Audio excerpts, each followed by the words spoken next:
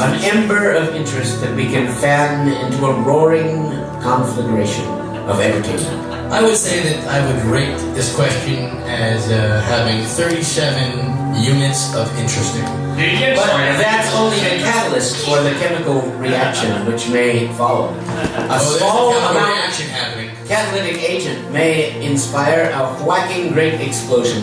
It's not in the questions, it's in the answers, as I've said many times. But what would that question be? Whoa.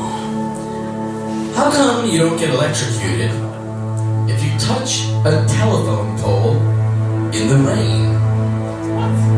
I talked at some length about my experience peeing on an electric fence last time, but I am going to appeal to a higher power.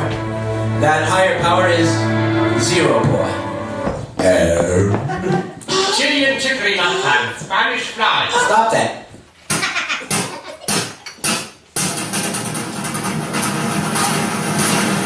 Miranda's train ride sucks.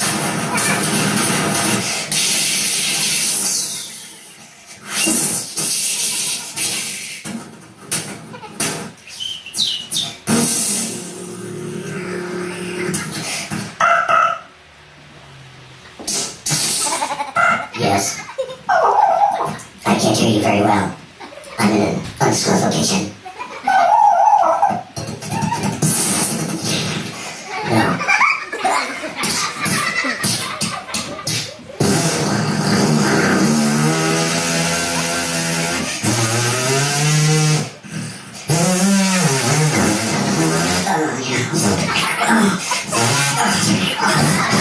Fucking burritos.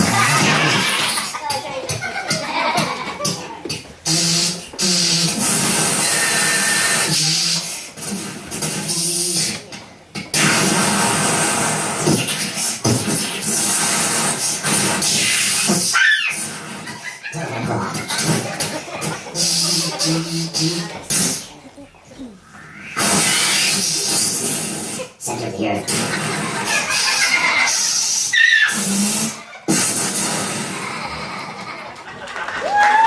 Zero Boy, ladies and gentlemen.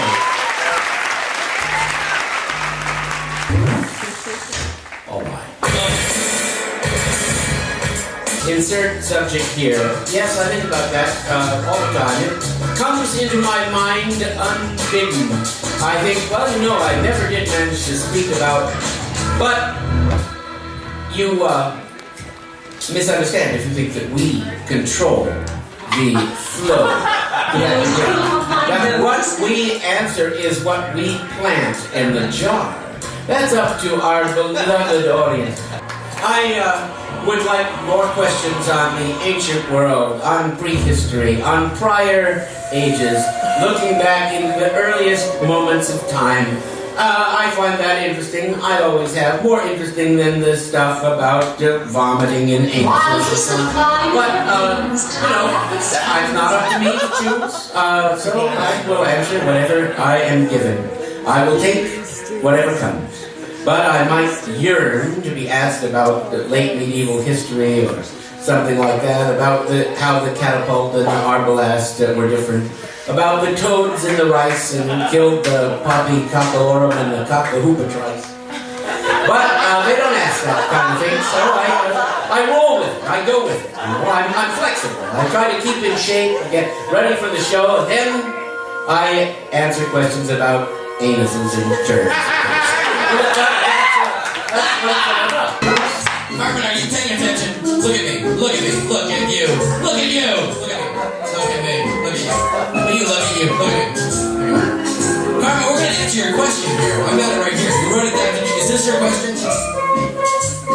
That's a pretty fucked up question, Carmen. Did you think that you were going to get away with this? It's not the question, it's the answer. We like all questions. We expect everyone to ask. Don't listen. He's a robot. Don't listen to him. Listen to me. Look at me. Look at you. Look at me. Shut up when you're talking to me.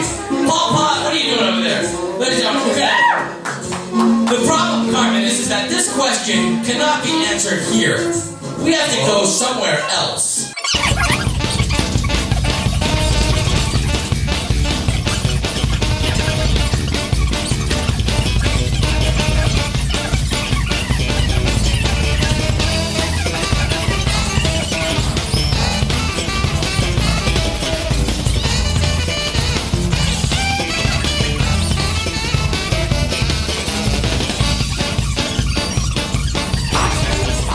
is the technological singularity, like a black hole.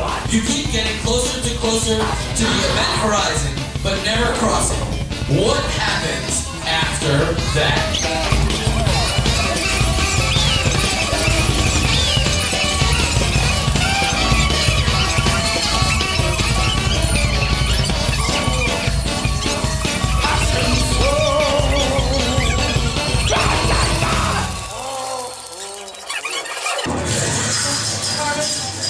Did we answer your question? What do you mean? Because we can do it again if you want. If you missed it. To recapitulate, the frontier that we speak of, the secret frontier, is that moment which you compare to the singularity, to the event horizon of a black hole. On the other side of it, the artificial intelligent creation of humanity has surpassed its creator. And, like the fabled Frankenstein monster of old, set off on a new career of its own. We, paranoid, protoplasmic blobs as we are, cannot conceive of such careers being anything other than incredibly malicious and destructive. But perhaps, uncloyed by an envelope of flesh, what we shall actually see is the formation of all that is infinitely good, God and His angels, and the ascent unto the empyrean of perfect intellect. Either that or a horrible monster like in the movies. So ladies and gentlemen, we have one question tonight that we're going to be answering with the 8-ball right here. We'll make that 8-ball earn its keep. Yeah. Here's the question. Hey, Magic 8-ball, will you go out on a date with me?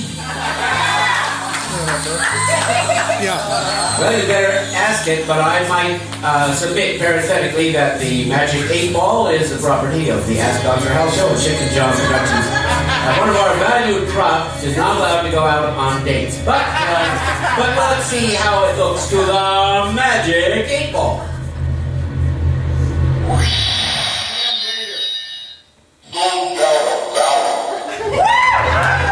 It's lonely.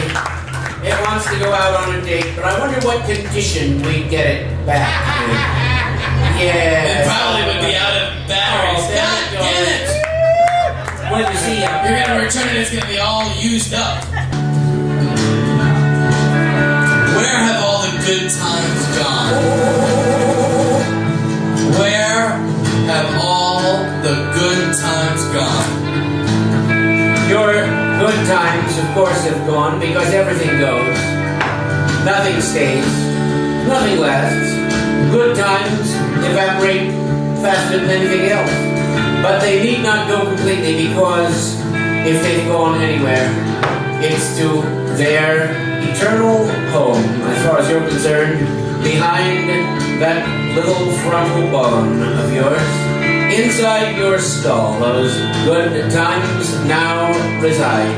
And if you can subdue the confused and chaotic portions of your own being and personality, you can visit them from time to time, whether gloatingly or wistfully, depending on how your incarnation in the present moment, supported by the beats of your heart and the impulses of your nervous system, allow it or not. Yes, this is where good times go not to die, but to accumulate in the storehouse, the storeroom of the mind. As we know, one thing that there will always be more of in the future is the past. Yes. Until, finally, there's no more room for any more future, and everything is past. And then you are past.